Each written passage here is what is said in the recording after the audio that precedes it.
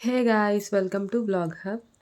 రక్షాబంధన్ అంటే అన్నా చెల్లెళ్ళు, అక్కా తమ్ముళ్ళే కాదు, అక్కా చెల్లెళ్ళు, అన్నా తమ్ముళ్ళు కూడా చేసుకోవచ్చు. ఏ కష్టం సుఖం వచ్చినా నీకు భరోసాగా నేనున్నా అని గుర్తు చేయడానికి రాఖీ కడతాము. నేను ఈ ఇయర్ మా అన్నయ్యకి రాఖీ కట్టడం మిస్ అవుతా అనుకున్నా. కానీ మా అన్నయ్య బిజీగా ఉన్నా రాఖీ కట్టించుకోవడానికి హైదరాబాద్ వచ్చాడు. మా అన్నయ్య నేను ఎప్పుడూ టామ్ అండ్ జెర్రీలా కొట్టుకుంటూ ఉంటాం ఇప్పటికీ కూడా. నాకు పెళ్ళయింది కదరా! ఇప్పటికైనా నా మీద ప్రేమ చూపిచ్చరా అంటూ ఉంటాను. నేను దూరంగా ఉన్నప్పుడైనా ఏం చేస్తున్నావు? ఎలా ఉన్నావు? అని ఫోన్ చేసి మాట్లాడడం కూడా ఉండదు. నా హెల్త్ బాలేనప్పుడు కాల్ చేసి ఎలా ఉంది? అని అడిగాడు. ఆ మాటే నాకు చాలా వింతగా అనిపిచ్చింది. ఎందుకంటే మా ఇద్దరి మధ్యన ఎప్పుడూ అలాంటి డిస్కషనే లేదు. ఎప్పుడైనా ఇలా కాళ్ళకి దండం పెట్టుకున్నప్పుడు ఫొటోస్, వీడియోస్ తీసుకొని నన్ను నేర్పిస్తూ ఉంటాడు. ఈ ఇయర్ రాఖీ పండుగ నేను చాలా స్పెషల్‌గానే జరుపుకున్నా.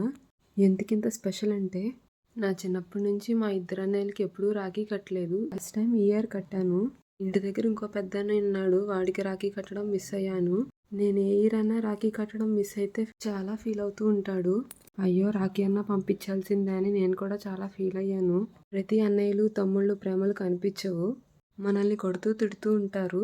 మనకే కష్టం వచ్చినా ముందుంటారు. మీరు మీ రాఖీని ఎలా సెలబ్రేట్ చేసుకున్నారో కామెంట్ చేయండి. Please like, share and subscribe.